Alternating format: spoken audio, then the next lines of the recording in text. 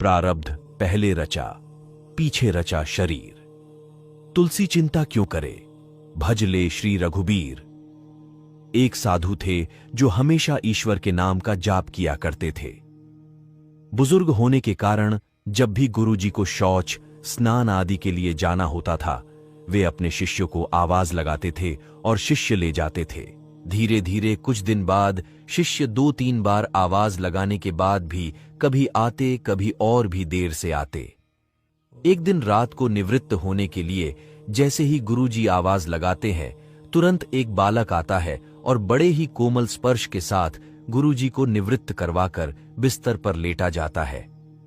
अब ये रोज का नियम हो गया। एक दिन गुरुजी को शक हो जाता है कि पहले तो शिष्यों को 3-4 बार आवाज लगाने पर भी देर से आते थे, लेकिन ये बालक तो आवाज लगाते ही दूसरे क्षण आ जाता है और बड़े कोमल स्पर्श से सब निवृत्त करवा देता है। एक दिन गुरुजी उस बालक का हाथ पकड़ लेते हैं और पूछते कि सच बता, तू कौन है? मेरे शिष्य तो ऐसे नहीं हैं। बालक के रूप में ईश्वर ने साधु को अपना वास्तविक रूप दिखाया। साधु रोते हुए कहते हैं, हे प्रभु, आप स्वयं मेरे निवृत्ति के कार्य कर रहे हैं। यदि आप मुझसे इतने प्रसन्न हो तो मुझे इस कष्ट से मुक्ति ही दे दो ना। प्रभु कहते हैं, प्रत्येक व्यक्ति को उसके कर्मों के अनुसार जीवन मिलता है और वह अपने कर्मों का फल भोगता रहता है। यही कर्म फल का सिद्धांत है।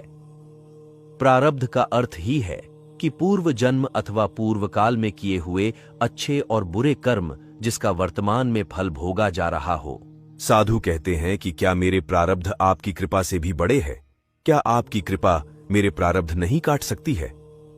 ईश्वर कहते हैं, प्रारब्ध 3 तरह के होते हैं। मंद प्रारब्ध मेरा नाम जपने से कट जाते हैं।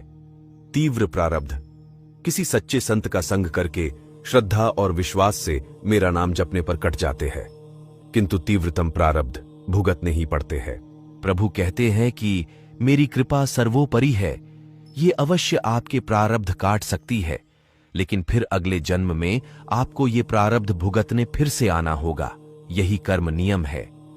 लेकिन जो हर समय श्रद्धा और विश्वास से मुझे जपते हैं, उनके प्रारब्ध मैं स्वयं साथ रहकर कटवाता हूं और तीव्रता का एहसास नहीं होने देता हूं।